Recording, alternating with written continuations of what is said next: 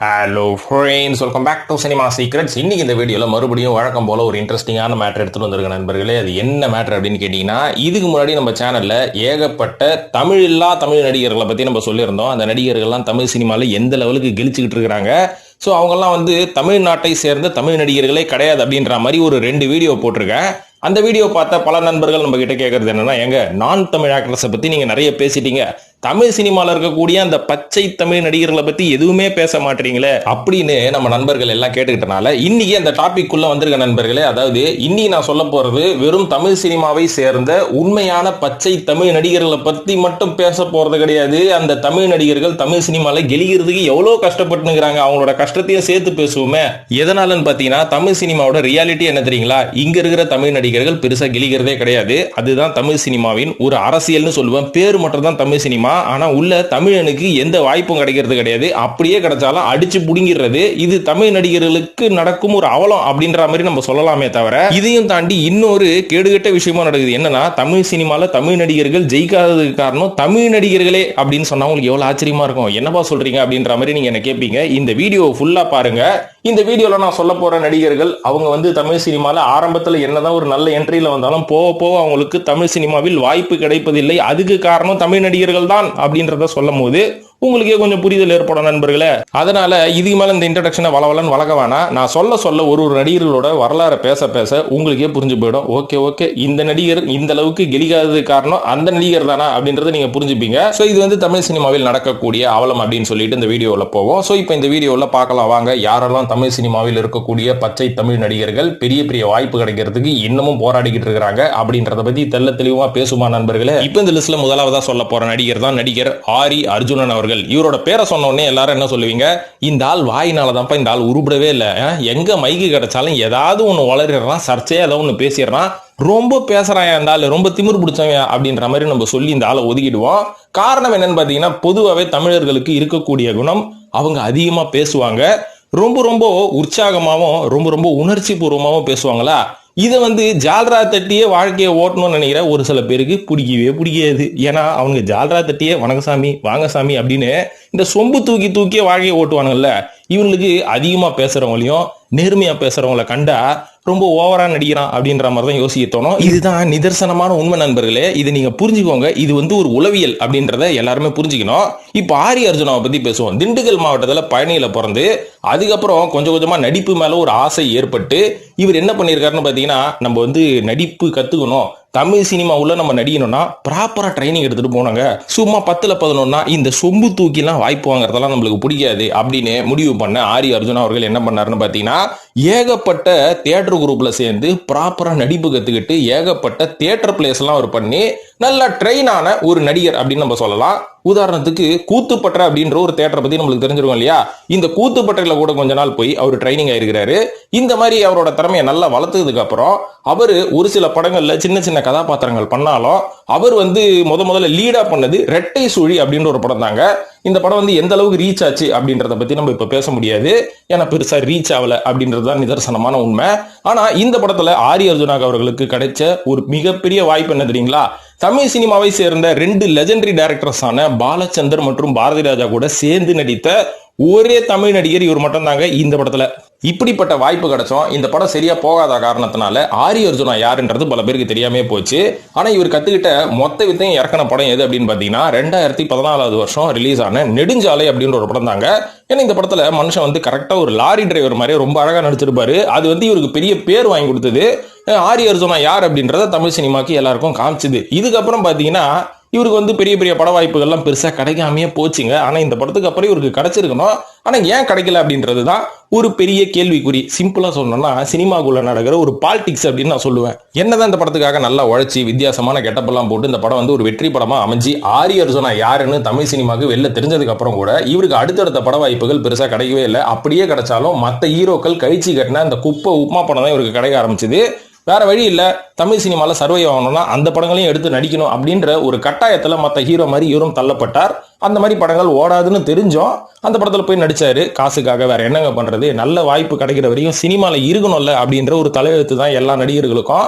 So cinema பாலிடிக்ஸ்னால இவருக்கு கொஞ்சம் கொஞ்சமா கெரியர் கொஞ்சம் டவுன் ஆக ஆரம்பிச்சுது. இருந்தாலும் இவரு சாதாரண நடிகர் மட்டும் இல்லைங்க, இவர் ஒரு ஃபிட்னஸ் கோச்சும் கூட.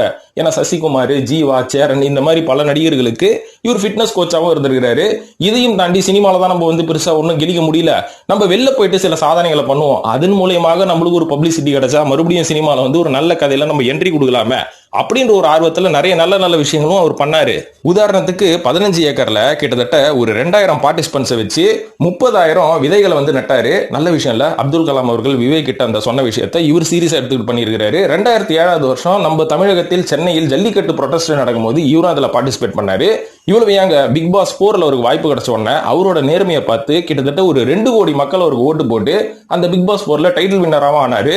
இவ்வளவு சாதனைகள் பண்ணியும் ஆரி அர்ஜுனா அவர்களுக்கு மறுபடியும் ஒரு பெரிய ரீஎன்ட்ரி கிடைக்கல. எங்க ரீஎன்ட்ரி கிடைச்சதுன்னா, இப்போ ஏதோ ஒரு டாக் ஷோ, ரியாலிட்டி ஷோல ஒரு ஜட்ஜ் ஆகுறாரு. ஜட்ஜு கூட இல்ல, ஒரு ஆங்கரா இருக்கிறாரு. இதுதான் அவரோட அவ்வளவு நல்ல. இரண்டாவதா சொல்ல போற நடிகர் ஒரு நல்ல திறமை வாய்ந்த நடிகர். ஆனா தமிழ் சினிமால ராதா மோகன் அப்படின்ற ஒரு இயக்குனர் படத்தையும் தாண்டி வேற எந்த ஒரு பெரிய படத்திலையும் இவருக்கு வாய்ப்பே கொடுக்கறது கிடையாது. ஏன்னா இவர் யூஸ் பண்ற அளவுக்கு அந்த இயக்குனருக்கு திறமை இருக்கணும்ல. இன்னைக்கு எந்த இயக்குனர் திறமையோட வராங்க? எல்லாம் வந்து ஏதாவது ஒரு கதையை எங்கேயாவது படிச்சிடறானுங்க, கேள்விப்பட்டுறானுங்க, டெவலப் பண்றேன்னு சொல்லி இன்ஸ்டாகிராம்ல இருக்கிற அத்தனை பேரையும் கூட்டிட்டு வந்து படம் நடிக்க வச்சு எப்படியோ வந்து சக்சஸ் பண்ணி ஓட்டிடுறானுங்கப்பா. அதனால இந்த சக்சஸ் ருசியை பார்த்த தயாரிப்பாளர்கள் எல்லாருமே இந்த ஒரு இயக்குனர்கள் தான் மேதாவின்னு வச்சு அவங்களை தலையில தூக்கி வச்சு ஆடுறாங்க. அப்படியான இந்த மாதிரி நடிகர்கள் எல்லாம் எங்க வாய்ப்பு கிடைக்கும்? அதெல்லாம் சரிப்பா, நீ தத்துவம் பேசாத. இளங்கோ குமார்வேலை பத்தி சொல்லுனா, இவர் வந்து co founder of Magic Lantern அப்படின்ற ஒரு தியேட்டர் குரூப் வச்சிருக்கிறாருங்க. இந்த தியேட்டர் குரூப்லயும் நம்ம நடிகர் ஆரி அவர்கள் ட்ரெயின் ஆயிருக்கிறாரு. ஏன்னா ஒரு கூத்துப்பட்டறையிலும் ட்ரெயின் ஆயிருக்கிறாரு. நிறைய தியேட்டர் குரூப்ல வந்து அவர் கலந்து நடிப்பை கத்துக்கிட்டாருனால இதுவும் ஒரு தியேட்டர் குரூப் அந்த வரிசையில. சோ இளங்கோ குமார்வேல் அவர்கள் ஆரம்பிச்சது பாண்டிச்சேரி யூனிவர்சிட்டியில ஃபைன் ஆர்ட்ஸ் படிச்சதுக்கு அப்புறமா நடிப்புல பெரிய ஆளாகணும்னு சொல்லி கூத்துப்பட்டையில ஜாயின் பண்ணி ஸ்டூடெண்டா இருந்து அங்க நல்ல ட்ரெயின் ஆனதுக்கு அப்புறம் அவரே ஒரு தியேட்டர் ஆரம்பிச்சிட்டாரு. இது மட்டும் இல்லாம 2008 வருஷம் கற்றது களவு அப்படின்ற ஒரு படத்துக்கு ஸ்கிரிப்ட் ரைட்டராகவும் ஒர்க் பண்ணிருக்காரு.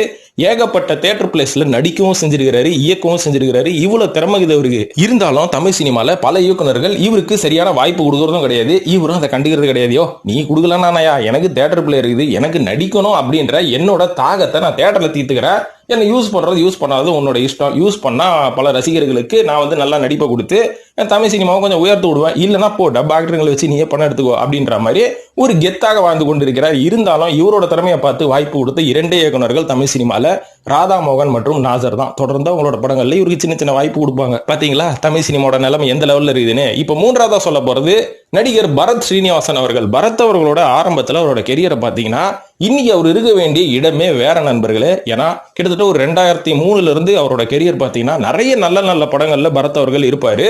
ஆனா இன்னைக்கு அவர் வந்து எந்த லெவல்ல இருந்திருக்கணும் அப்படின்னு பாத்தீங்கன்னா வேற லெவல்ல இருந்திருக்கணும். ஆனா அந்த லெவல்ல இருக்கிறாரா, எங்க இருக்கிறாருன்னே தெரியல அப்படின்ற மாதிரி தான் அவரோட நிலைமை இருக்குது. அதுவும் காரணம் முக்கியமா சினிமா பாலிடிக்ஸ். ஒரு சம்பவத்தையும் சேர்த்து சொல்றேன், அப்ப நீங்க புரிஞ்சுப்பீங்க இவரோட வீழ்ச்சிக்கு என்னென்ன காரணமா இருக்கும் நீங்க புரிஞ்சுப்பீங்க.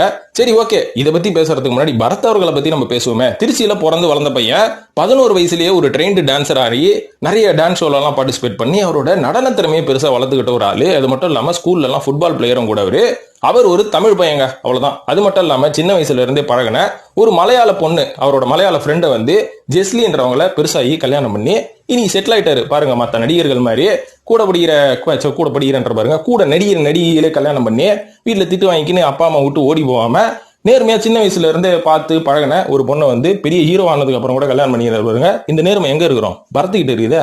அதனாலதான் அந்த காதல் படத்துல ஒரு நடிகை வச்சிருக்காங்க போல இருக்குது. ஏன்னா காதல் படத்துல கூட கடைசி வரைக்கும் இவரோட காதல்ல ஒரு நேர்மையா தான் இருப்பாரு. அதனாலதான் பைத்தியம் ஆயிட்டாரு. சோ இந்த மாதிரி காதல், எம்மகன், வெயில், கூடல் நகர், வானம் அப்படின்ற மாதிரி அருமையான படங்கள் எல்லாம் நடிச்சுட்டு வந்த நம்ம பரத் அவர்களுக்கு இன்னைக்கு பெரிய பெரிய படங்கள்ல நல்ல நல்ல கதைக்களம் உள்ள படங்கள்ல வாய்ப்பு கிடைக்கிறது கிடையாது. ஏன் அப்படின்னு கேட்டீங்கன்னா, நீங்க சொல்லுவீங்க அவர் மொக்க படமா தேர்ந்தெடுத்து நடிச்சிருந்தா யாருங்க வாய்ப்பு கொடுப்பா அப்படின்னு. ஏற்கனவே ஆரி விஷயத்துல சொன்ன மேட்டர் தான். இன்னைக்கு தமிழ் சினிமால நீங்க சர்வைவ் ஆகணும்னா கிடைக்கிற வாய்ப்பை நீங்க யூஸ் பண்ணணும். யூஸ் பண்றது வந்து அது நல்ல படமோ கெட்ட படமோ யூஸ் பண்ணாதான் நீங்க சர்வைவ் ஆக முடியும். அந்த மாதிரி சர்வைவலுக்காக இந்த நடிகர்கள்லாம் தள்ளப்பட்டு மொக்க படத்துல நடிக்கிற ஒரு சூழ்நிலை, ஒரு அவல நிலை ஏற்படுது. அதுக்கு முக்கியமான காரணம் என்ன? தமிழ் சினிமால நடக்கக்கூடிய பாலிடிக்ஸ். நல்ல கதையெல்லாம் உங்ககிட்ட வரதுக்கு முன்னாடியே புடுங்கி அவனுக்கு தனியா வச்சுக்கிட்டு இந்த கதை இந்த நடிகர்கிட்ட கொடு, அப்பதான் இவன் ஜெயிப்பான், இவன் கிட்ட ஏதோ ஒரு கதையை கொடு, போதும் இவெல்லாம் எதுக்கு வளரணும் அப்படின்ற மாதிரி நடக்கிற ஒரு பாலிடிக்ஸ் தான். உதாரணத்துக்கு ஏற்கனவே சொன்ன மாதிரி ஒரு சம்பவத்தை சொல்றேன். வானம்னு ஒரு படம் வந்தது. அந்த படம் வந்து ஒரு தெலுங்கு படத்தோட ரீமேக் அப்படின்றது பல பேருக்கு தெரியும். அந்த படத்துல தெலுங்குல பாத்தீங்கன்னா அல்லு அர்ஜுன் மற்றும் மஞ்சு மனோஜ் 2 பேரும் நடிச்சிருப்பாங்க.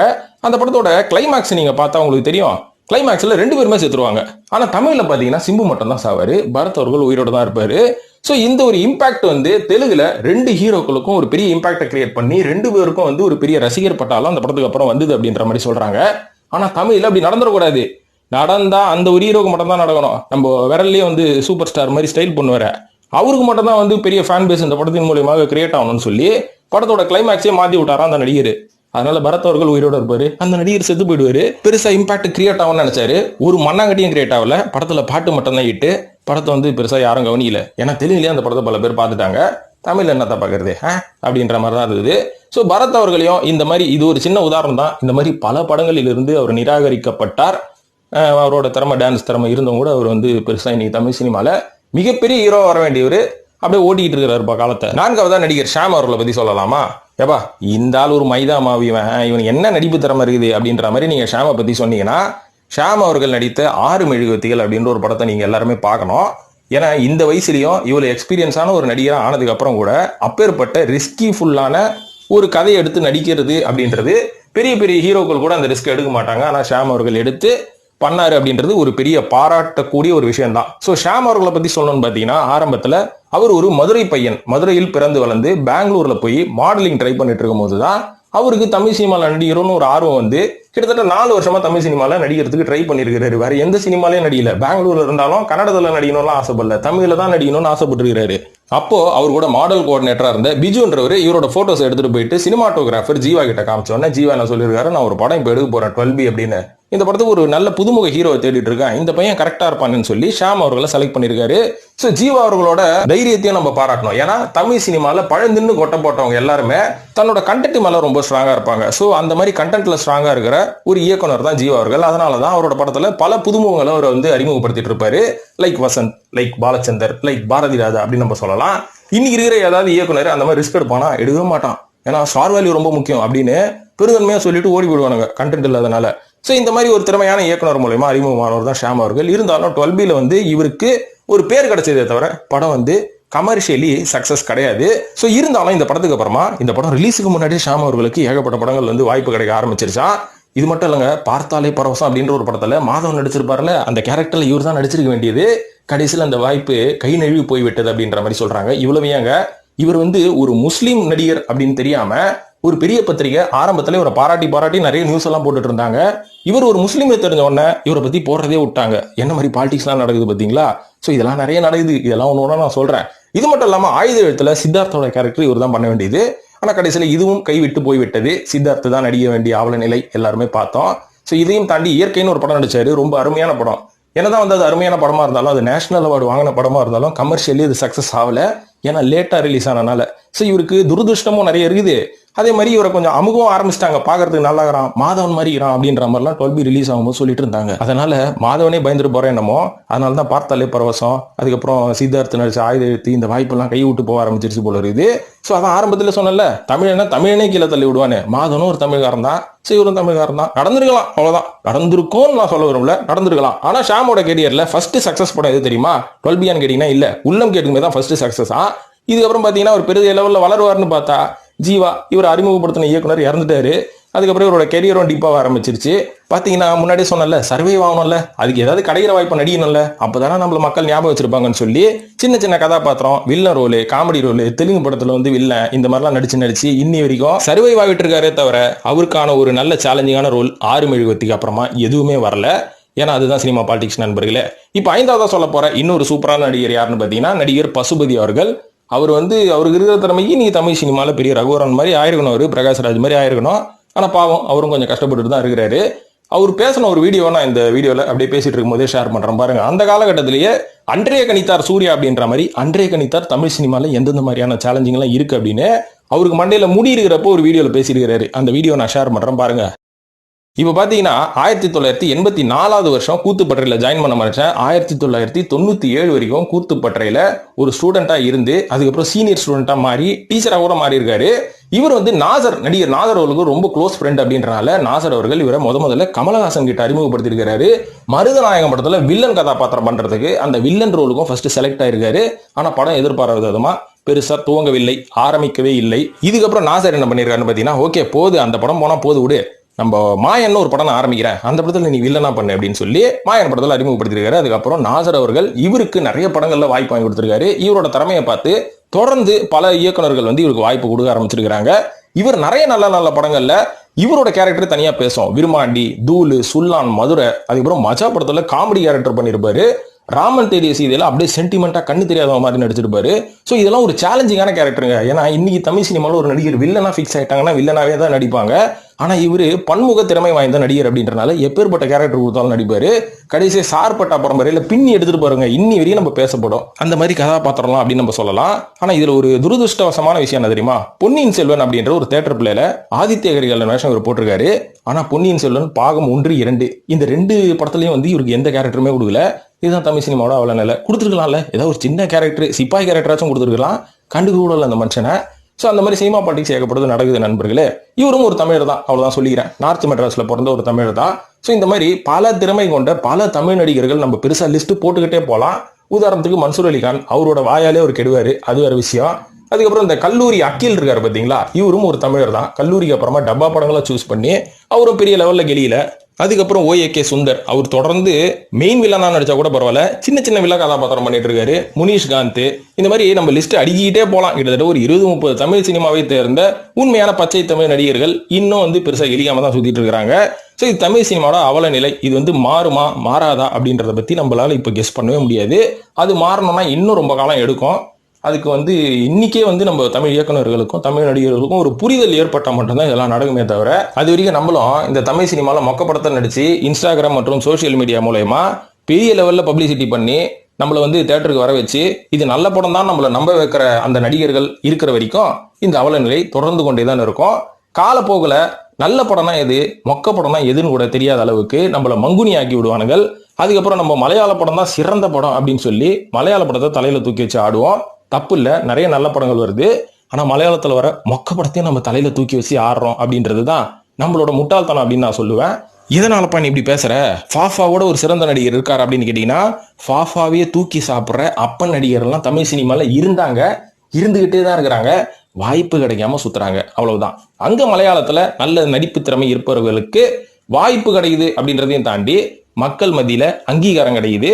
இங்க வந்து ஒரு தமிழ் நடிகனோ தெலுங்கு நடிகனோ ஏதோ ஒரு நடிகன் நல்ல திறமையான ஒரு நடிப்பை கொடுத்தா கண்டுகிறதே கிடையாது. அதனாலதான் ரொம்ப எமோஷனலா ஆஃப் ஸ்கிரீன்ல சீன் போட்டுனுக்கிற மொக்க நடிகர்களை பார்த்து வழின்னு வழிஞ்சி அவனை பெரிய ஆளாகிறோம்.